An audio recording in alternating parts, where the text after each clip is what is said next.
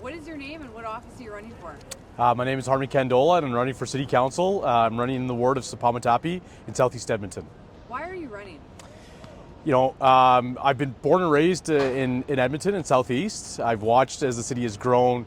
We see a lot of challenges that we're facing. 4 years ago, I ran for the first time, and a lot of the priorities I heard from residents, whether that was on affordability or on safety, feels like 4 years later, a lot of the promises that were made by our previous council have been unmet and broken. And so it forced me to kind of have to come back and want to be a voice for the residents of Southeast.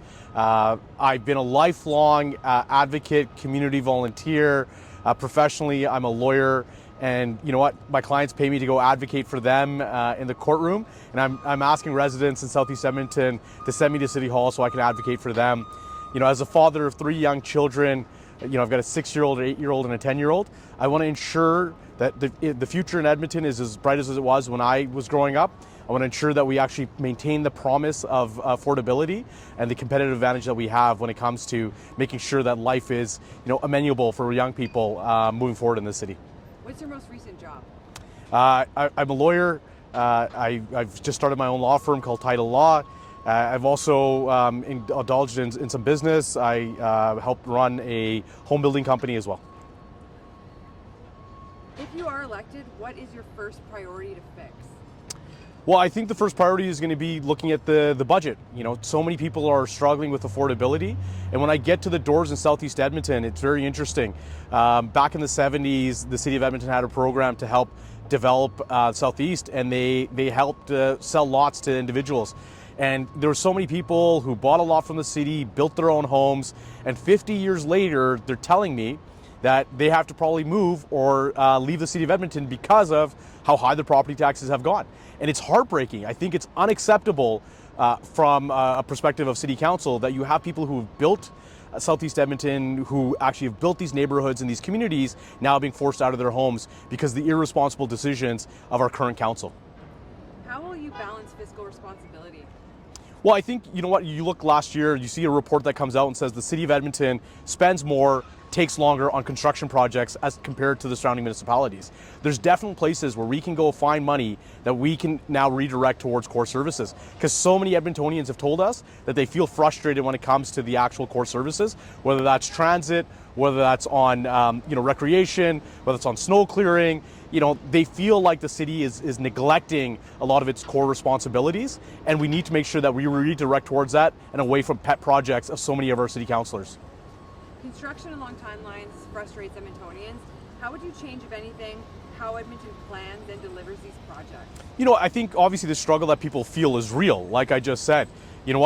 That's borne out in the facts, is that we take longer, we cost more than surrounding municipalities. That's unacceptable. We need to take a closer look at the way that administration is actually dealing with this, how they're contracting, how they're going through their procurement practices, but it's also about directing them to focus on functional design when it comes to a lot of our projects. And again, it's not overbuilding what we have. We need to make sure that we're actually just meeting the needs of our communities. How would you make, or will you make, Edmonton safer? Well, I think you need to move to a community policing model. It's something that we used to have and we used to champion a lot. Presence and visibility of police is extremely important in neighborhoods, especially in Southeast Edmonton. Traffic safety seems to be a very big concern. Vision Zero has failed for so many people. And I think, sometimes current councillors will say that the data says otherwise, but yet people's perceptions and their feeling is that they're not safe. And so we need to definitely address this issue. The other big thing in Southeast Edmonton is the growth of organized crime. I've talked about in the past, there is a lot of organized criminal gangs that have come from outside of Alberta that are now set up shop in Edmonton, and our current councillors don't have the ability to actually push back on some of these issues, where they're actually going into our schools and recruiting kids out of our high schools into the gang life. And we need to start to push back and provide our youth with better programming, better intervention, and it's something that we have to work closely with our police on when it comes to gang prevention. I think that's going to be extremely crucial moving forward. One of the big things you saw across Canada was municipal leaders stepping up and saying, there was a gang, an international organized crime syndicate called the Bishnoi Gang, which is extorting and creating chaos in cities across Canada. Municipal leaders from across this country stood up and asked the federal government to designate him as a terrorist organization. They were wreaking havoc in Southeast Edmonton, and yet our municipal leaders fail to act. They fail to call on the federal government. Luckily, a couple of days ago, the federal government did now designate the Bishnoi Gang as a terrorist organization, but it's these types of gaps that are existing, and that's why our current council hasn't been able to deal with the crime and safety issues that we have in Edmonton. What is your stance on infills and what is the path forward? I think it's very straightforward. You know, I've been a pretty vocal advocate of wanting to see infill where the infrastructure can actually support it. You know, we're standing here right now in Churchill Square, you know, to the east of us where we have the quarters, which has been a long promised project of the city of Edmonton. It's been a priority, and yet nothing really has happened. You know, we had private development go in there at the promise of the city to actually revitalize that neighborhood, and yet all we have is surface parking lots surrounded by cobblestone roads that taxpayers have paid money for. We need to change the approach to places like quarters. We need to get infill development into those places. Blatchford is another example where we're spending money over and over again without getting any results. Yet our current council wants to champion Blatchford as some type of successful community. By all other metrics, by any normal business metrics, Blatchford is a failure. And so if we focus our infill along our transit corridors, along those nodes, and into these areas where we have existing inventory, I think people will be a lot happier. You know, what we need to do is stop disturbing mature communities, letting carte blanche development happen where you've got, you know, mid-block or in those mature neighborhoods and where we're destroying the character of those communities. We need to stop that. This council has let so many of these irresponsible decisions start to stack up. And people tell me when I go to the doors in areas like Crawford Plains and in Bassett, they said, Harman, we don't have a choice. We are not being heard because this council took away our voice. They took away notification, they took away consultation. We just want to be heard. And I think they deserve to be heard. What do you think about the city's relationship with the province and how it should be?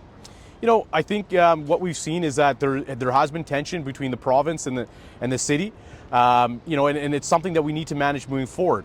A lot of Edmontonians feel like Edmonton deserves to have a fair deal with the province, and it's about building those relationships. You know, I'll speak for as a council candidate in Southeast Edmonton. We pushed forward on an ask that we had when it came to ensuring that people in Southeast Edmonton had an opportunity to vote, which was, you know, October 20th, which is election date, is Diwali in the South Asian community, and it's celebrated by people of many different faiths, many different cultures, and the accommodation that we asked of Elections Edmonton was fairly reasonable, and we were able to build, you know, a consensus amongst all of the different mayor candidates to actually support us. And that shows that we can actually, and I can actually build bridges with people from a diverse background and different political ideologies around issues that matter to people in Southeast Edmonton and in Edmonton in general. And I think that's the approach, that collaborative approach that we need to take when it comes to the province of finding shared interest and ensuring that we get a fair deal for Edmontonians. What is your vision for Edmonton? You know, I think the biggest vision for Edmonton is to ensure that Edmonton still delivers on the promise of ensuring that our young people have a future here. As we look forward to growing our economy, whether that's our industrial tax base, whether that's, you know, commercial opportunities, we've got to look to the future. And in order to do that, we need to get back to the basics when it comes to all these things, whether it's infrastructure, whether it's safety, whether it's construction. That frustration, until we can deal with those things, it's hard to have the conversations moving forward. And so for me, my first priority is going to be dealing with the budget. It's going to be dealing with construction and infrastructure. And then we'll start to move forward and look at our vision when it comes to the next 10 years. This is such an important election. It's going to dictate how we grow, how communities thrive. And from me, I think we need to definitely start to focus on ensuring the city works the way it was intended to. If you're elected, what's one thing you want people to remember you accomplished at the end of your term? I think prioritizing, ensuring that we have thriving communities across this city that actually work for people. Right now, the frustration that everybody feels is that when we're prioritizing development in certain areas, we're leaving other neighborhoods behind.